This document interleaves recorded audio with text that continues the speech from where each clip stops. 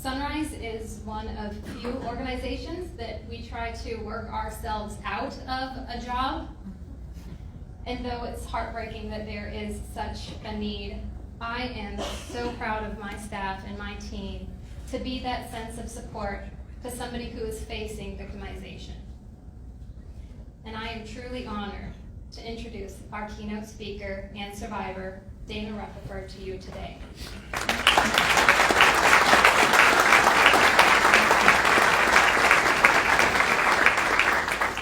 Dana is a fellow Pasco County resident, but most importantly, Dana is also a survivor.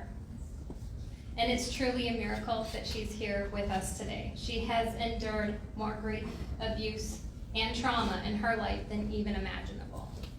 And despite all that she went through, Dana developed the conviction to become an advocate and to speak out against domestic violence. So Dana, welcome.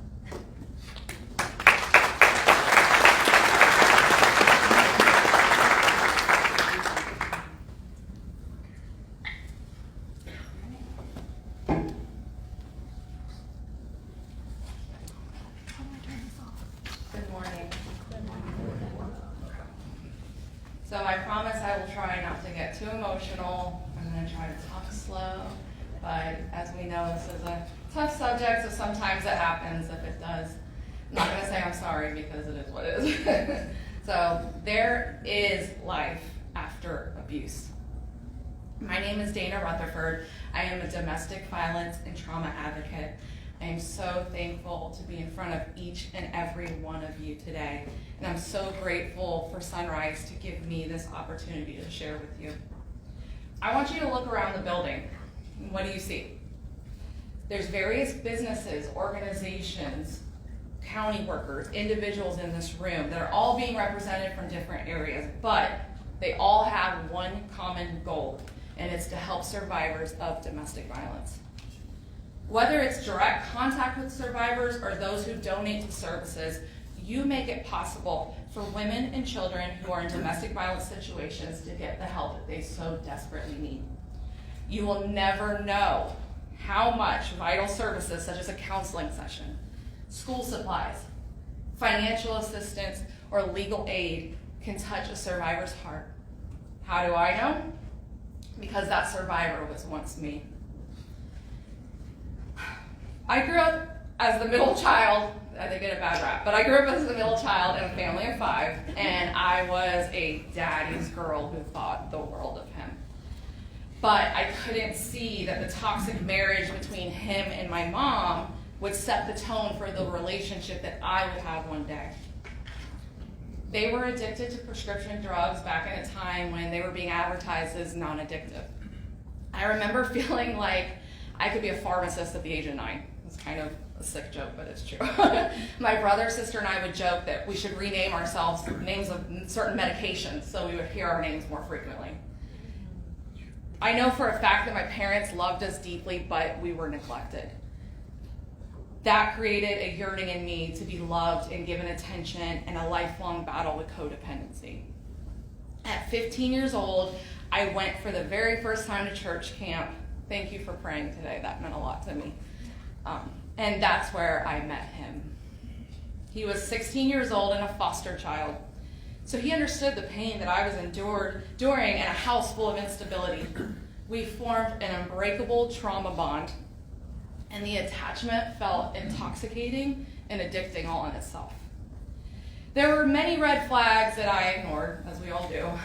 So what if he had a temper, he had a rough life, and yes, he may have used the silent treatment to, at times, keep me in line, but I needed to help fix him, and he was going to rescue me from my childhood.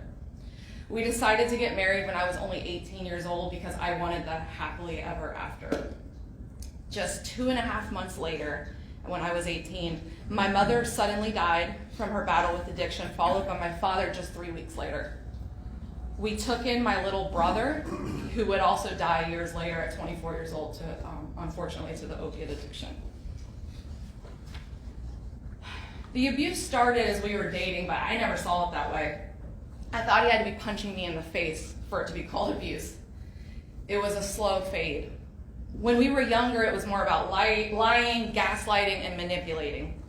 I walked around many days thinking that I was the crazy one because he would twist reality into a narrative that somehow he was the victim. He would only admit to wrong when he was caught, and he would make me feel guilty for not trusting him even though he was lying.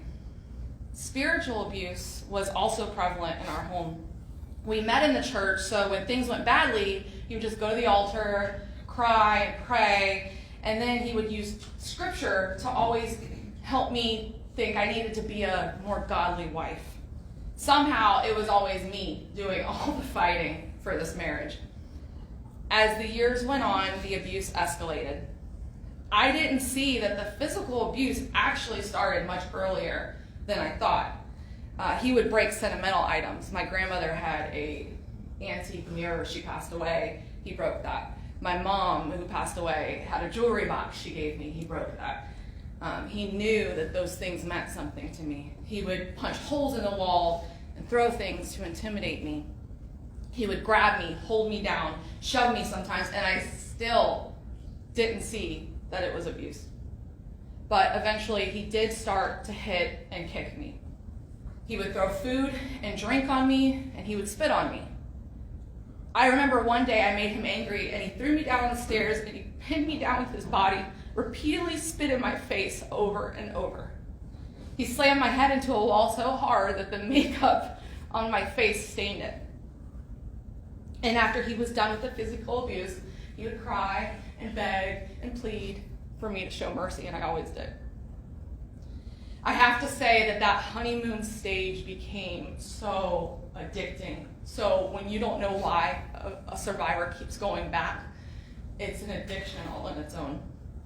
The abuse was awful, and I would feel like disoriented and devastated after the fact, but there was this little part inside of me that was almost sickly excited because I knew that honeymoon stage was coming. He would shower me with every bit of love, nurturing, and affection that I longed for all these years and efforts to win me back. I would resist a bit because I knew it was wrong, but as we know, leaving domestic violence is far from easy, and it is a horrible cycle. As soon as I let my guard down, as soon as he was back in the good graces, and as soon as I was vulnerable again, the abuse would resurface. The tides began to change one day when I finally had the nerve to call the police. Thank you. There were so many times that I should have, or a neighbor called, they would come to the door, and I would lie. Sorry.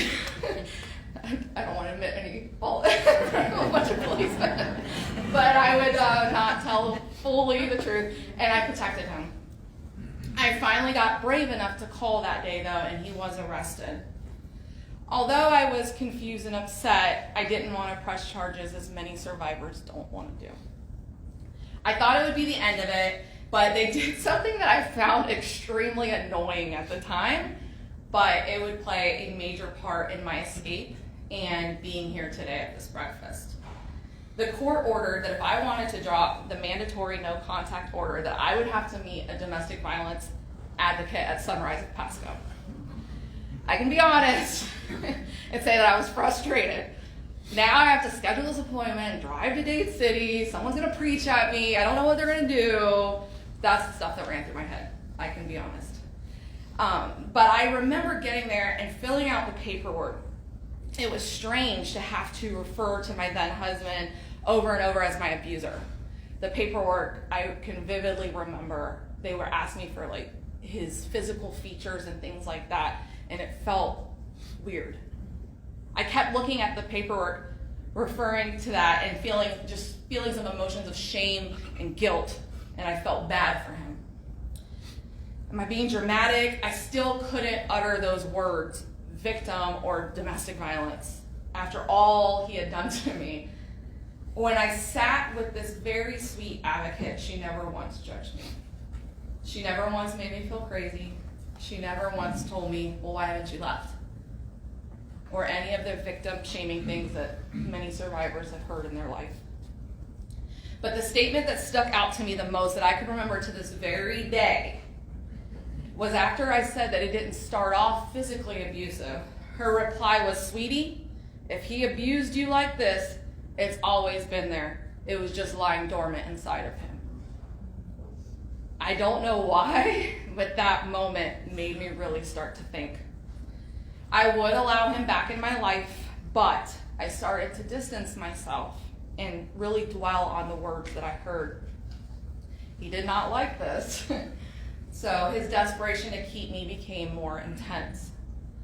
I knew that it was time to get out with my children when the fear of them either losing me by death or CPS taking them became a real concern for me. I escaped one day to a Walgreens parking lot. I vividly remember it was Walgreens at night after an episode of abuse. And I finally, at my just desperation, I started calling every shelter in the area. Unfortunately, every one of them was full. I don't say that to put any of them down, but what I will say is that in that darkest moment, it lit a fire under me eventually. Because now I'm gonna fundraise and I'm gonna make sure that no other survivor ever hears that. And when you guys all give, you're helping a survivor never hear no, because I can tell you it's not easy to hear no, because you're like, oh gosh, I have to go back because I don't know what else to do. But I will say that it lit a fire in me, so I think God knew what he was doing in that moment. In November 2018, at 33 years old and 14 and a half years of marriage, my 3 boys and I left, bouncing around friends' homes and hotels, homeless for about 4 months, until we found a little trailer in Lutz to call our home. It was not pretty, but it was ours. They can testify. It was not pretty. Sunrise of Pasco did step in, and they provided me and my children counseling, which I bumped into my advocate today. It was so, Maria, thank you so much for all you've done. And they provided my kids school supplies. They gave us food. We used to go up there, and my kids would be like, what bakery item are they going to have today? Because there was always some kind of bakery item and other resources. I think Publix played a big part in that, maybe. My children would literally run into Sunrise. They were like, we're going to Sunrise today. And I was like, yeah, we're going. And they gave them counseling and did all the fun things with them, and they loved being there. We so desperately needed to feel loved, and Sunrise did that for us. I knew one day I would pay them back somehow for their generosity and kindness. So I feel like just over 3 short years later, this is my way to do so. After I got on my feet in 2019, I decided that I needed to show my boys what a strong woman looks like after seeing me dim my light for all those years. So I signed up for college, and I just recently graduated from the University of Florida.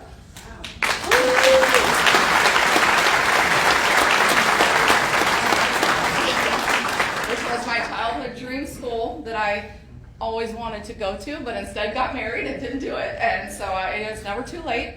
And I got my bachelor's degree in sociology with honors. Wow.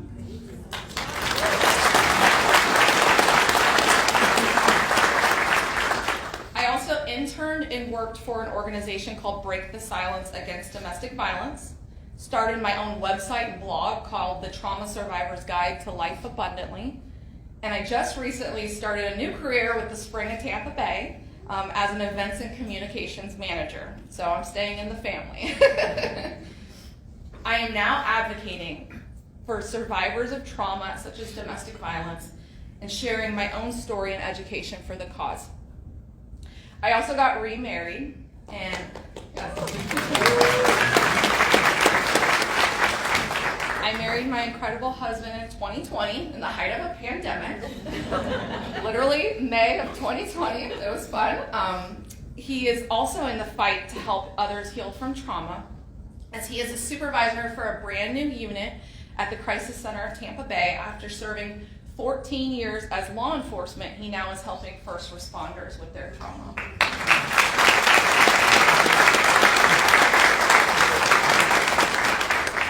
He has further shown me that love can be healthy and can build you up instead of tear you down. I hope that I am living proof to someone that you can come from nothing, fight incredible odds, start over, and not just survive, but live. It's never too late to dream, and you are never too broken to walk through healing. To everyone at Pasco, or Sunrise of Pasco, Kelly, your team, you guys are incredible. Words will never be adequate enough to express my gratitude. What you continue to do for survivors of domestic violence is heroic and life-changing. To that judge in that courtroom that ordered me to go to Sunrise, I am sorry for my thoughts of aggravation. I'm sorry. I now wish, actually, there were more judges just like you. And I would love this to be a mandatory law for all no contact orders. Maybe that could be our next collaboration. To every person who has donated or supported Sunrise of Pasco, I say thank you.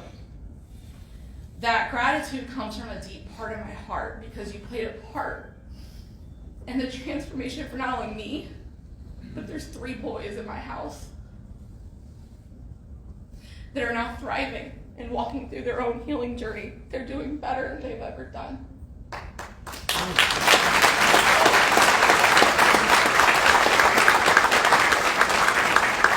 I didn't put this in my notes, but I feel like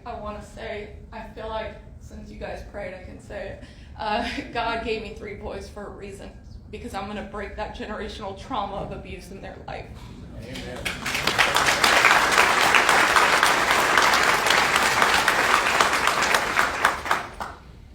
You may not have given knowing exactly how you were making a difference, but I hope in this very moment that you look at me and you see a physical representation of what all your generosity has done and created.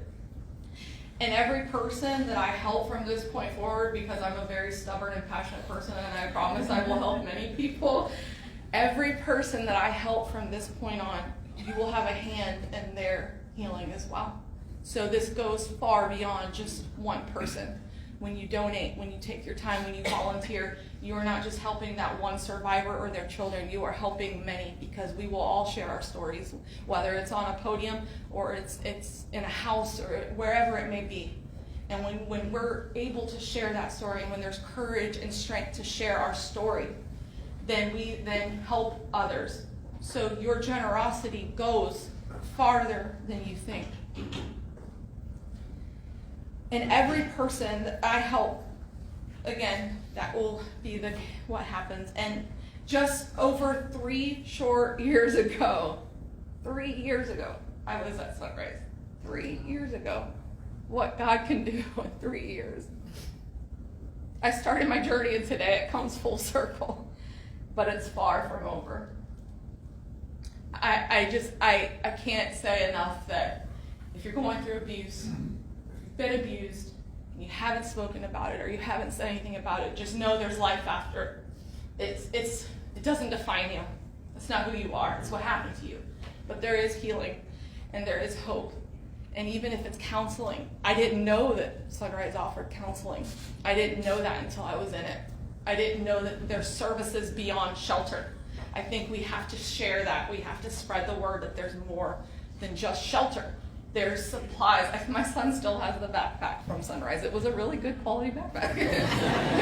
It's lasted a few years. So there's many things that when you support Sunrise or any place like this, you're helping not just the shelter, but many, many things. But this is my full circle, and it's not over. In fact, it's just getting started. Thank you guys so much.